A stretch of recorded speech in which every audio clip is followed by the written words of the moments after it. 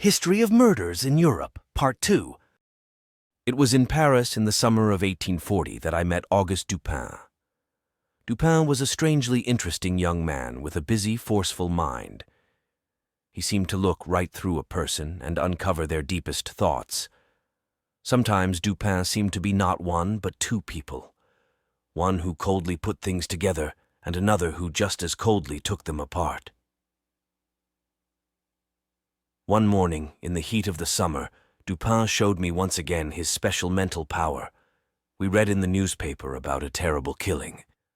An old woman and her daughter, living alone in an old house in the Rue Morgue, had been killed in the middle of the night. The story in the paper went, Paris, July 7th, 1840. Early this morning, cries of terror were heard in the western part of the city. They reportedly came from a house on the Rue Morgue, in which the only occupants were a Mrs. L'Espanaye and her daughter Camille. Several neighbors and a policeman ran to the house. By the time they reached it, the cries had stopped. They forced the door open. As they entered, they heard two voices, apparently from above. The group searched but found nothing until the fourth floor. There, they came to a door, locked from the inside. Quickly, they forced it open. Before them was a bloody horror scene. The room was in total disorder, broken chairs and tables, and the mattress pulled from the bed. Blood was everywhere, on the walls, the floor, the bed. A sharp knife lay on the floor in a pool of blood. In front of the fireplace was a clump of long gray hair, also bloodied. It seemed to have been pulled straight out of a head. On the floor were 4 pieces of gold, an earring, several silver objects, and 2 bags containing a large amount of money in gold. Clothes had been thrown around the room. A lockbox was found left open with just a few old letters and papers inside. There was no one there. But when the group inspected the fireplace, they discovered another horror. A still warm body had been forced up the chimney. It was the old woman's daughter.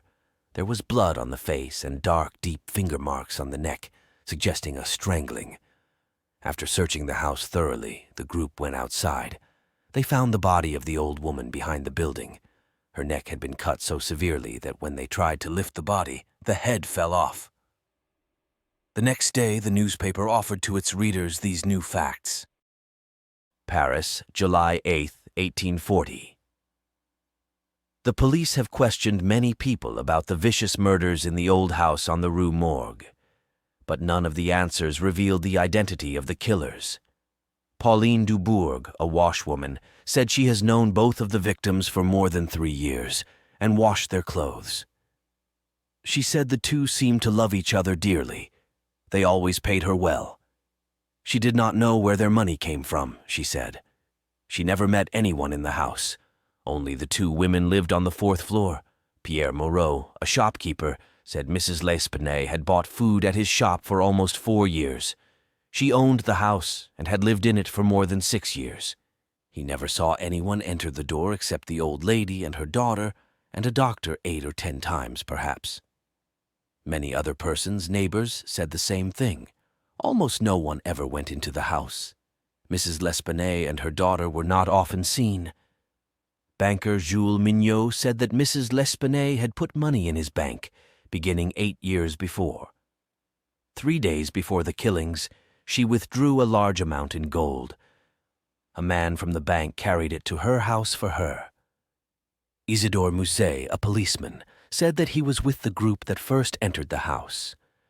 While he was going up the stairs, he heard 2 voices, one low and soft, and one hard, high, and very strange. The voice of someone who was surely not French, the voice of a foreigner, maybe Spanish. It was not a woman's voice, he said, although he could not understand what it said. But the other voice said softly, in French, "My God." Alfonso Garcia, who is Spanish and lives on the Rue Morgue, says he entered the house but did not go up the stairs.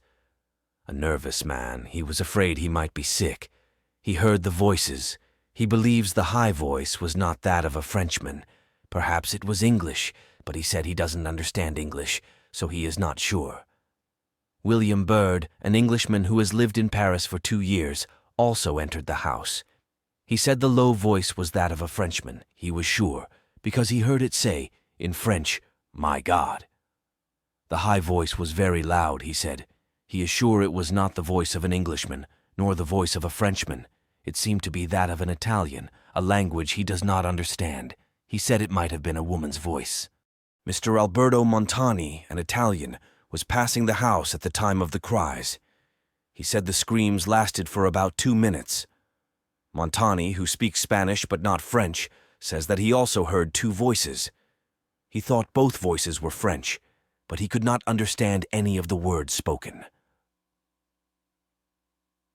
All who went in the house agreed that the door to the room on the 4th floor was locked from the inside. It was quiet.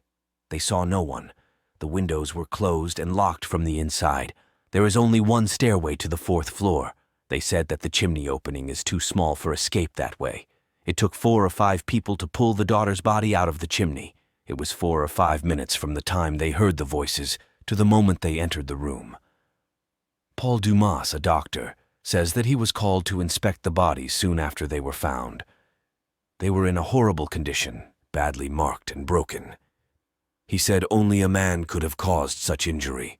The daughter had been strangled, he said.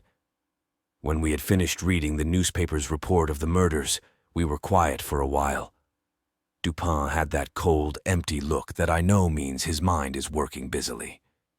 He asked me what I thought of the crime. I said I considered it a mystery with no answer.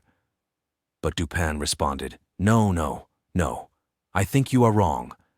A mystery, yes. But there must be an answer. Let us go to the house and see what we can see. There must be an answer. There must."